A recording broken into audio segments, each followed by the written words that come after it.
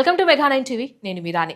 రాష్ట్రంలో పరిపాలన ప్రజాసేవల్లో బెంగాలీ భాషను తప్పనిసరి చేస్తూ పశ్చిమ బెంగాల్ ముఖ్యమంత్రి సువేందు అధికారి ప్రభుత్వం తీసుకున్న నిర్ణయం ఇప్పుడు దేశవ్యాప్తంగా చర్చనీయాంశంగా మారింది. రాష్ట్రంలో బీజేపీ అధికారంలోకి వచ్చిన తరువాత ఇలాంటి ఒక చారిత్రాత్మక నిర్ణయం తీసుకోవడం నిజంగా ఆశ్చర్యం కలిగిస్తుంది. ముఖ్యమంత్రిగా సువేందు అధికారి బాధ్యతలు స్వీకరించిన తరువాత ఇది ఒక పెద్ద సంస్కరణగా భావించవచ్చు. ఈ నిర్ణయం సెప్టెంబర్ 1 నుండి కఠినంగా అమల్లోకి రానుంది. అయితే ఇక్కడ ఒక మినహాయింపు కూడా ఉంది. కేంద్ర ప్రభుత్వంతో అధికారిక ఉత్తర ప్రత్యుత్తరాల కోసం మాత్రం హిందీని వాడతామని ముఖ్యమంత్రి చాలా స్పష్టంగా చెప్పేశారు. మరి ఈ నిర్ణయం వెనుక ఉన్న కారణాలేంటి? దీనివల్ల ఎలాంటి ప్రభావాలు ఉండబోతున్నాయి? Let's watch.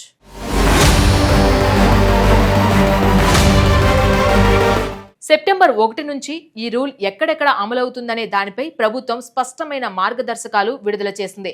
పౌర సేవలు, డిజిటల్ గవర్నెన్స్ వ్యవస్థలు, వివిధ దరఖాస్తు ఫారాలు, ధ్రువపత్రాలు, అలాగే ప్రభుత్వ పోర్టల్స్, వెబ్సైట్లు వంటి అన్ని చోట్ల బెంగాలీ భాషను ఉపయోగించడం తప్పనిసరి అవుతుంది. మొబైల్ యాప్లు, శిక్షణ సామాగ్రి, ప్రభుత్వ ప్రకటనలు, పబ్లిక్ సైన్ బోర్డులు, అధికారిక సమాచార ప్రసారాలు ఇలా ప్రతి ఒక్కటి బెంగాలీలోనే ఉండాలి. భూమి, భూ సంస్కరణల శాఖ నుంచి స్వయంగా సీఎం కార్యాలయం వరకు ప్రభుత్వ వ్యవహారాలన్నీ కూడా బెంగాలీ భాషలోనే నిర్వహించనున్నారు. అంతేకాదు, అఫిడవిట్లు, పౌర పత్రాలు, ఎఫ్ఐఆర్లు, ప్రభుత్వ నోటిఫికేషన్లలో కూడా మాతృభాషనే వినియోగించనున్నట్లు అధికారులు తెలిపారు. ఇది ప్రజలకు ప్రభుత్వ సేవలను మరింత చేరువ చేస్తోందని సువేందు అధికారి ప్రభుత్వం భావిస్తోంది. అయితే ఈ నిర్ణయం రాత్రికి రాత్రి తీసుకున్నది కాదు. దీని వెనుక 15 ఏళ్ల క్రితం నాటి ఒక కీలకమైన నివేదిక ఉంది.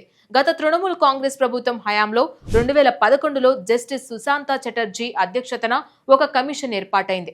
ఆ కమిషన్ ఇచ్చిన నివేదిక సిఫార్సుల ఆధారంగానే ఇప్పుడు ఈ నిర్ణయం తీసుకున్నట్లు ముఖ్యమంత్రి సువేందు అధికారి తెలిపారు. అప్పట్లో మమతా బెనర్జీ అధికారంలో ఉన్నప్పుడు ఈ నివేదికను విడుదల చేశారు. ఇప్పుడు బీజేపీ ప్రభుత్వం దీన్ని అమలులోకి తీసుకురావడం గమనార్హం. ముఖ్యమంత్రి ఆదేశాల మేరకు మంత్రులు, ఎమ్మెల్యేలు ఈ నిర్ణయం అమలుపై వారం రోజుల్లోగా నివేదిక సమర్పించాల్సి ఉంటుంది. ఇది ఈ విధానాన్ని ఎంత పటిష్టంగా అమలు చేయాలనుకుంటున్నారో తెలియజేస్తోంది.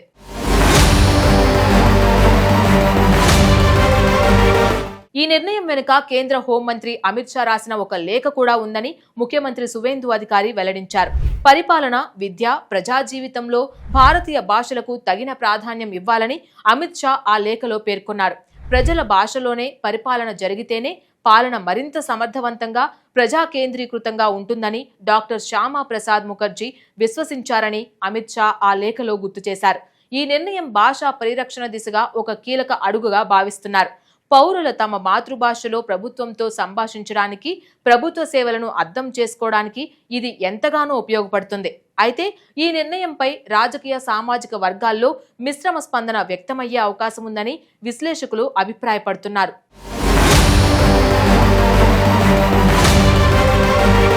ఇప్పుడున్న తాజా పరిస్థితులను పరిశీలిస్తే సువేందు అధికారి ప్రభుత్వం సెప్టెంబర్ 1 నుండి ఈ విధానాన్ని ఖచ్చితంగా అమలు చేయడానికి సిద్ధంగా ఉంది. దీనికి సంబంధించి అవసరమైన అన్ని అధికారిక ప్రక్రియలను ఇప్పటికే ప్రారంభించింది. ప్రభుత్వ ఉద్యోగులకు బెంగాలీ భాషలో శిక్షణ ఇవ్వడం, సాఫ్ట్వేర్ వ్యవస్థలను అప్డేట్ చేయడం వంటి పనులు జరుగుతున్నాయి. ఇది కేవలం ఒక భాషా నిర్ణయం మాత్రమే కాదు, బెంగాలీ సంస్కృతి గుర్తింపును బలోపేతం చేసే ఒక ప్రయత్నం. బెంగాల్ ప్రజలు తమ భాషలో ప్రభుత్వ సేవలను పొందే అవకాశం లభిస్తుంది. ముఖ్యంగా గ్రామీణ ప్రాంతాల్లోని ప్రజలకు ఇది ఎంతగానో ఉపయోగపడుతుంది. అధికారిక సమాచారం వారికి మరింత సులభంగా అర్థమవుతుంది. మొత్తంగా చూస్తే పశ్చిమ బెంగాల్ ప్రభుత్వం బెంగాలీ భాషను పరిపాలనలో తప్పనిసరి చేస్తూ తీసుకున్న ఈ నిర్ణయం ఒక చారిత్రాత్మకమైనది. ఇది రాష్ట్ర ప్రజలకు, ముఖ్యంగా బెంగాలీ భాష మాట్లాడే వారికి ఎంతో ప్రయోజనకరంగా ఉంటుంది. మాతృభాషకు తగిన గౌరవం, ప్రాధాన్యత ఇవ్వడం ద్వారా సువేందు అధికారి ప్రభుత్వం ఒక బలమైన సందేశాన్ని పంపింది. అయితే బెంగాలీ మాతృభాష కాని మైనార్టీలు, ఇతర రాష్ట్రాల నుంచి వచ్చిన ఉద్యోగుల పరిస్థితి ఏంటనే దానిపై రాజకీయ, సామాజిక వర్గాల్లో భారీ చర్చ జరిగే అవకాశం కనిపిస్తోంది.